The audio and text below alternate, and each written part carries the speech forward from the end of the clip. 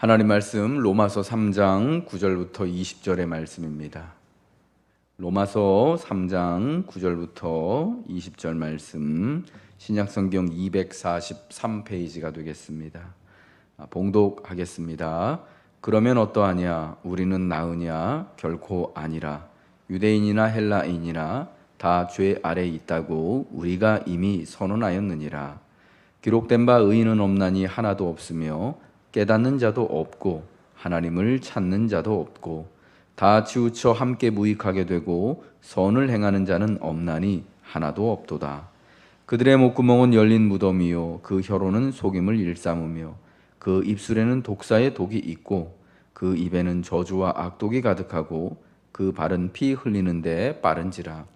파멸과 고생이 그 길에 있어 평강의 길을 알지 못하였고 그들의 눈앞에 하나님을 두려워함이 없느니라 함과 같으니라. 우리가 알거니와 무릇 율법이 말하는 바는 율법 아래에 있는 자들에게 말하는 것이니 이는 모든 입을 막고 온 세상으로 하나님의 심판 아래에 있게 하려 함이라. 그러므로 율법의 행위로 그의 앞에 의롭다 하심을 얻을 육체가 없나니 율법으로는 죄를 깨달음이니라. 아멘. 로마서 전체 16장까지의 말씀 중에서 앞부분, 특별히 3장까지의 말씀은 무엇을 강조하느냐? 우리가 유대인이건 간에 이방인이건 간에 모든 인간은 다 죄인이다라는 사실을 강조합니다. 율법이 없는 자는 또 율법이 없는 대로, 또 율법이 있다고 자랑하는 유대인은 또 그들대로 또 하나님 앞에 똑같은 죄인이다라는 것입니다. 그러니까 전체 16장 중에 거의 3장까지를 우리가 사실은 다 하나님의 죄 아래 있다. 우리가 다 사실은 유대인이건 이방인이건 다 죄인이다라고 말씀하는 것은 굉장히 중요합니다. 왜냐? 하나님의 복음은 우리로 하여금 우리의 지금 실존, 하나님을 알기 전, 그리스도를 만나기 전 우리의 모습을 죄인으로서 정하여서 보여준다라는 것이죠. 인간 자체를, 우리 자체를 죄인이라고 깨닫게 되었을 때에만 우리가 하나님의 심판 아래에 있음을 분명히 자각할 때에만 그리스도 예수의 복음을 받아들일 수 있고, 또 그리하여서 하나님이 주시는 이 생명과 또 의로움을 받아들일 수 있게 된다라는 거예요. 그래서 로마서는 그 앞부분에 가장 중요한 선언이 바로 우리 모든 인간이 다 법이 있건 없건 간에 모두 다 죄 아래에 있는 죄인이다. 그래서 하나님의 진노하시는 심판 안에 다 놓여 있을 수밖에 없다라고 말씀하고 있는 것입니다. 법이 없는 이방인은 그렇게 죄인이다라는 것이 분명합니다. 그렇다면은 하나님의 율법을 받은 유대인은 어떠냐? 유대인에게도 똑같다라는 거죠. 로마서 3장 처음에 유대인에게 분명히 이방인보다 나음이 있다라고 말합니다. 범사에 많지만 한 가지를 고른다면 하나님의 율법의 말씀을 그들이 갖고 있다라는 거다라고 말합니다. 하지만 하나님 앞에서는요, 내가 율법의 말씀을 가지고 있다고 하는 사람이 의인이 아니라 그 말씀대로 살아가는 사람이 의인이다라는 것이죠. 그런 면에서 본다면 유대인들도 이방인들과 똑같이 비록 하나님의 말씀을 가졌음에도 불구하고 그 말씀을 그들의 본성, 죄된 본성 자체로는 완전히 지켜 순종할 수 있을 만한 능력이 안 되고 자격이 안 되기 때문에 똑같이 여전히 죄 아래 있는 존재다라는 것입니다. 그러한 선언이 오늘 9절부터 나와 있는 것입니다. 그러면 어떠하냐? 우리는 나으냐? 결코 아니다. 유대인이나 헬라인이나 다 죄 아래 있다고 우리가 이미 선언하였느니라. 우리 모두가 다 죄인이라는 이러한 선언을 받아들이는 것이 정말 중요하다라는 것입니다. 유발 하라리 교수가 쓴 호모데우스라는 그 책이 있습니다. 이분이 이스라엘 사람, 그 히브리 대학에 있는 이제 그 인류학 교수죠. 역사 인류학을 가르치는 굉장히 유명한 그런 지성인데, 호모데우스라는 책이 한 3년 전에 나왔어요. 저도 이렇게 두꺼운 책인데 봤는데, 요지는 뭐냐면 인간이 결국은 신이 되려고 하는가라는 그런 질문을 던지는 책이에요. 그러니까 인간이 이제 질병의 부분, 그래서 이제 생명의 부분에까지 신의 영역에 도달하는 그런 시대가 되었다라는 것이죠. 그러니까 이전에는 여러 가지 질병이나 또 인간의 노화로 인하여서 오랜 삶을 살아갈 수가 없었던데 질병도 하나하나 다 극복을 해 나가고, 그리고 이제 뭐 게놈 인간 유전자 지도 같은 게 이제 다 풀이가 되고 해서 이제 이 생명을 더 건강하게 유지하고 하기 위한 그런 기술들을 계속해서 개발해 나가고 있다라는 거예요. 예, 그래서 참 여러분 들으면 참 어떻게 생각하실지 모르겠지만 지금 미국의 뭐 되게 뭐 유명한 그 회사 뭐 구글이나 아마존, 구글의 CEO 중에 한 명이 이제 여자 CEO가 있는데 제가 이름은 잘 생각 안 나는데 그 책에서 그렇게 얘기를 하더라고요. 구글에서 이제 그 투자하고 있는 부분 중에 하나가 뭐냐면 무병장수하는 프로젝트에 돈을 지금 굉장히 많이 투자를 하고 있다고 합니다. 그래서 사람이 죽지 않고 늙지 않고 살아갈 수 있는 그런 시대를 곧 만날 것으로 기대하면서 엄청난 금액을 투자를 하고 있더라고요.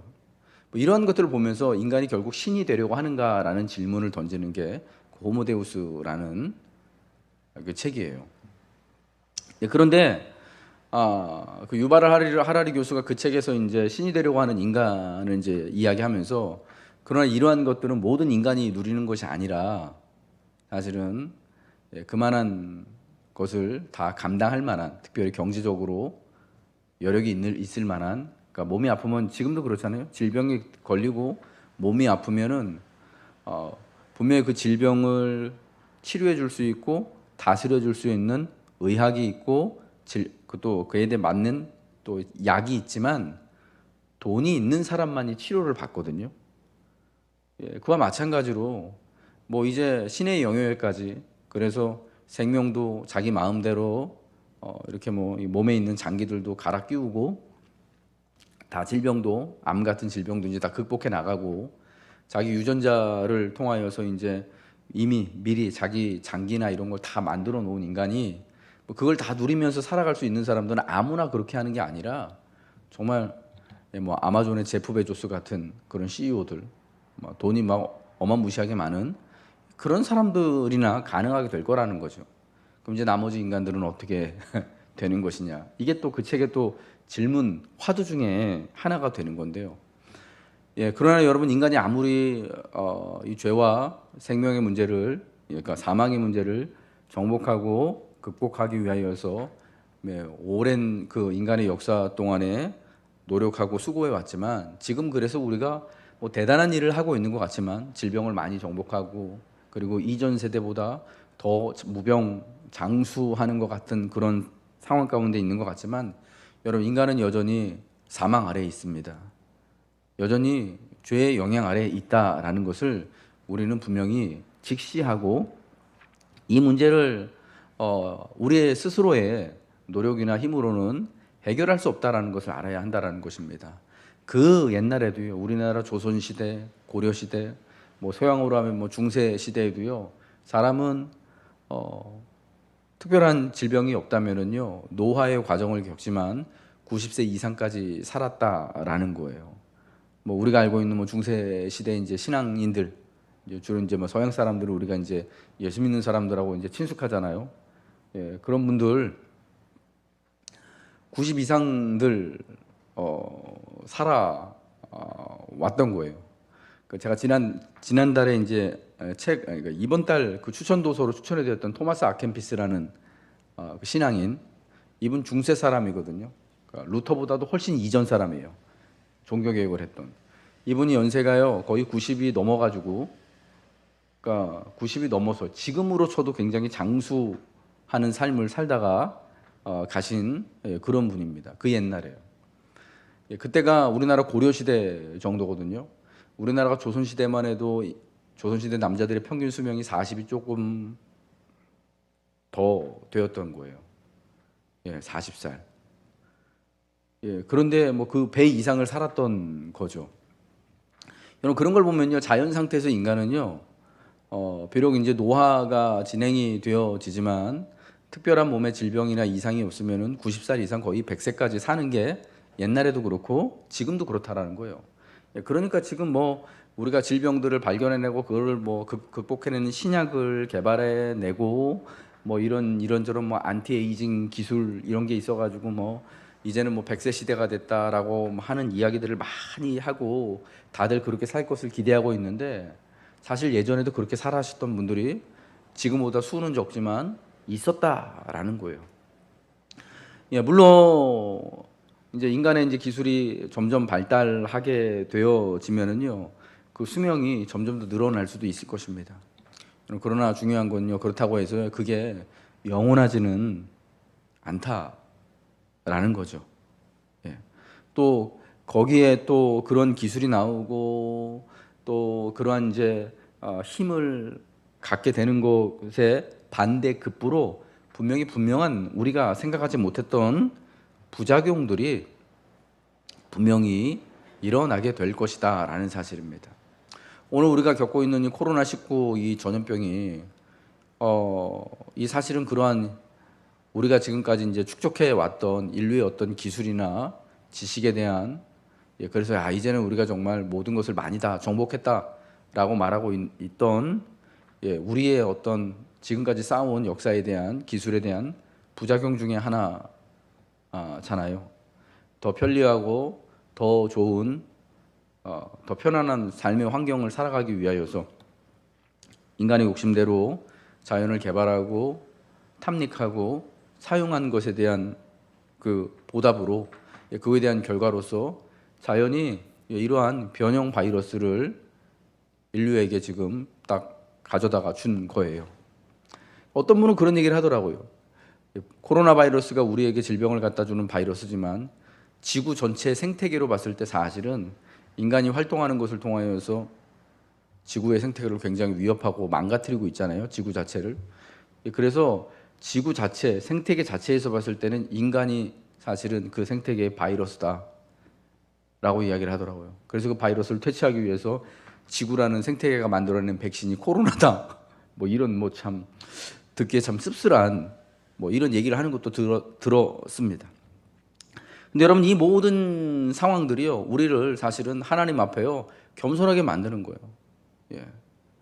우리가 이런 질병 하나도 다스릴 수 없는 또 나중에 또 어떤 또 이름 모를 또 이런 여러 가지 또 삶의 부작용들이 뭐 이런 뭐 질병의 모습으로, 또 혹은 또 사람 사이의 관계의 모습으로, 또 우리가 또 인간이 인간에게 짓는 죄의 모습으로 이렇게 막 드러날지 모르는데, 그 모든 것들을 우리가 내다볼 수 없지만, 그러나 분명한 것은 우리가 그 모든 것들을 핸들할 수 없는 그런 죄인이고 여전히 죄와 사망의 권세 아래 있다라는 것, 여전히 하나님 볼 때 의인은 하나도 없는 모두가 다 불의한 자들이다라는 것입니다. 그래서 우리가 죄인이라는 것을 깨닫는 사실이 참 중요하다라는 것입니다. 우리가 알거니와 무릇 율법이 말하는 바는 율법 아래에 있는 자들에게 말하는 것이니 이는 모든 입을 막고 온 세상으로 하나님의 심판 아래에 있게 하려 함이라. 그러므로 율법의 행위로 그의 앞에 의롭다 하심을 얻을 육체가 없나니 율법으로는 죄를 깨달음이니라. 하나님이 율법, 그러니까 하나님의 말씀을 허락해 주신 이유가 있습니다. 율법의 역할은 뭐냐? 죄를 정하는 거예요. 이것이 바로 하나님의 기준에 의하여서 죄다. 우리 로마서 1장 부분에서 여러분 기억이 나십니까? 율법이 없는 자는 그들의 본성이 그들에게 죄를 정한다라고 하잖아요. 율법이 있는 자는 율법은 말미암아서 죄의 정함을 받게 된다라고 이야기하잖아요. 그래서 누구든지 하나님 앞에 나는 이거 몰랐습니다 라고 변명할 수 없다고 하는데, 율법의 첫 번째 역할은 죄를 정해주는 거예요. 이러이러한 것이 바로 죄다. 하나님 없이 살려고 하는 것이 바로 가장 불의한 죄다라는 것을 분명히 정죄하는 거고요. 두 번째는 내가 죄인임을 그래서 깨닫게 한다라는 거예요. 그래서 이 율법만 가지고는, 내가 이 땅의 어떤 수단이나 형편을 가지고는, 내 능력을 가지고는 도저히 이 죄의 문제를 해결할 수 없구나라는 것을 자각하게 되고, 그 다음에 어떻게 되는 겁니까? 이 죄와 사망의 문제를 해결해 주실 수 있는 유일한 분이신 하나님의 은혜만을 사모하게 하는데, 이 율법의 역할이 있다라는 것입니다. 오늘 사실은 오늘 보면 10절부터 14절까지 말씀은요, 사도 바울이 성경 말씀을 그대로 인용해서 이야기한 거예요. 기록된 바 의인은 없나니 하나도 없으며 깨닫는 자도 없고 하나님을 찾는 자도 없고 다 치우쳐 함께 무익하게 되고 선을 행하는 자도 없고. 이게 시편 14편 말씀, 시편 5편 말씀, 시편 140편 말씀, 이사야 말씀들을 쭉 그냥 갖다가 인용하거든요. 예. 그런데 이 이야기를 쭉 그 성경의 말씀 인용하면서 뭐라고 그럽니까? 18절에 그들의 눈앞에 하나님을 두려움이 없는 이라 함과 같다라고 말합니다. 여기 말하는 이 시편에서 그 지금 사도가 인용한 시편이나 이사야서의 말씀에서 이 말하는 이 악인들, 하나님을 두려워하지 않고 하나님의 의인들을 박해하고 죽이려고 하는 악인들은 어떤 사람입니까? 똑같은 이스라엘 동족들이에요. 저기 뭐 바벨론 사람들, 바벨론 사람들, 페르시아 사람들이 아니라 똑같은 하나님의 법을 똑같이 듣고 알고 있는 그들과 함께 이 의인과 함께 나고 자란 악인들이에요. 똑같은 히브리 동족들, 유대 사람들이다라는 겁니다. 그들도 똑같이 다 하나님 앞에 하나님을 두려워하지 않는 악인의 모습이다라는 겁니다. 그러니까 우리는 머리부터 발끝까지 철저하게 누구든지 간에 다 죄인일 수밖에 없다라는 것을 선언하는 거예요. 그럼 그로 인하여서 우리가 두 손을 하나님 앞에 들고 우리로서는 도저히 이 죄와 사망의 문제를 감당할 수 없으니 다만 하나님의 개인만을 바랄 수밖에 없게 되는 거죠. 복음은요, 우선은 우리가 죄인이다라는 것을 분명히 드러냅니다. 그리고 죄인인 모든 인간은 다 하나님의 법 아래에 있는 하나님의 공의로우신 심판을 받아야 한다라는 것을 분명히 드러내는 것입니다. 여러분, 하나님의 복음이요, 우리가 죄인이다라는 것을 먼저 정하고 시작하는 것입니다. 우리는 이 사실을 분명히 기억해야 하는 것이죠. 하나님의 공의로운 그 심판, 그리고 하나님의 또 긍휼하시는 구원하시는 은혜, 여러분 누구에게 필요한 것이냐? 우리가 죄인이기 때문에 필요한 거예요. 내가 죄인이 아니다라고 한다면은 하나님의 공의와 하나님의 긍휼하신 그 구원하심이 우리가 구하지 않겠죠. 필요가 없겠죠.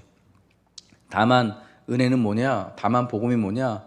내가 죄인이다라는 것을 속히 깨달아서 이 죄와 사망의 문제를, 내 삶의 이런 복잡하고 괴로운 이 문제를 해결해 주실 수 있는 다만 하나님만, 다만 주께로 돌아가고 다만 하나님만을 그리하여서 사모하게 하는데, 이게 이 복음이 사모하게 하는 것에서부터 은혜가 시작된다라는 것을 여러분 기억하시기 바랍니다.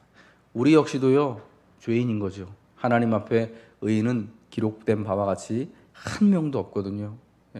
우리 역시 죄인임을 깨달아서, 그러나 내가 죄인임을 알아서 이 하나님의 은혜 가운데 죄인을 내치지 않으시는 하나님에게 늘 사모함으로, 하나님 비록 우리가 죄인이지만 긍휼이 풍성하신 하나님의 그 심판 아래, 하나님의 은혜 아래 다시금 은혜를 누리고 위로를 받으며 구원을 받아 살아갈 수 있기를 소망하고 죄인에게 주시는 하나님의 은혜와 위로만을 구하시길 주님의 이름으로 축복합니다. 하나님은 누구와 함께 하시느냐? 자기 자신을 의인이다라고 포장하고 하나님 앞에 과시하고 세상 앞에 자랑하는 자가 아니라 다만 죄인임을 깨달아서 긍휼히 또 하나님께 겸손히 하나님의 은혜를 구하는 자에게 하나님의 위로와 구원이 함께하는 줄로 믿습니다.